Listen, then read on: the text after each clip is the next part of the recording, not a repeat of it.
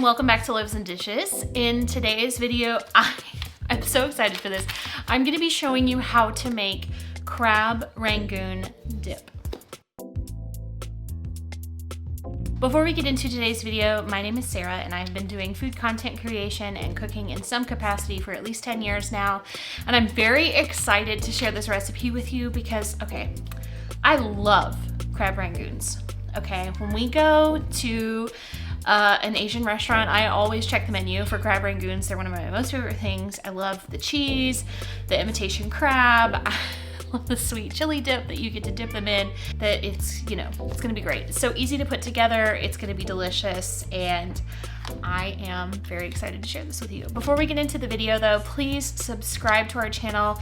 We really, really appreciate all of our subscribers.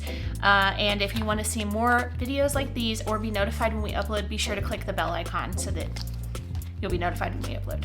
Okay, let's get started.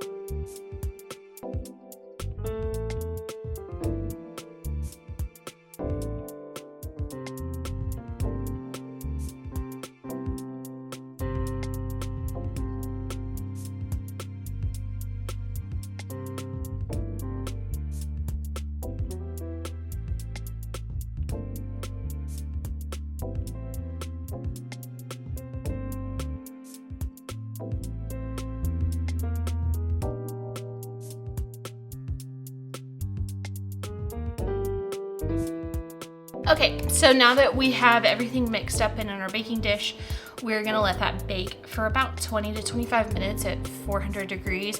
We just want everything to get nice and melty and bubbly and warmed completely through. But that's it. Also, for the chips that you wanna use to bake this, I made some wonton chips. I just got these wonton wrappers from the grocery store. I cut them in half and then I fried them. They're kind of delicate, so I don't know how great they'll be for a chip, but I wanted like an actual wonton to scoop this with. So we'll see. You could also use a corn chip, like a Tostitos style chip. I think that probably a regular Lay's potato chip would probably work well. It's really up to you what you want to use to dip these with. I will say, these cooked incredibly fast. They're very dark. I only cooked these for like 30 seconds. So just be careful when you're cooking them. But anyways, we're gonna let that bake and I'll be back when it's done.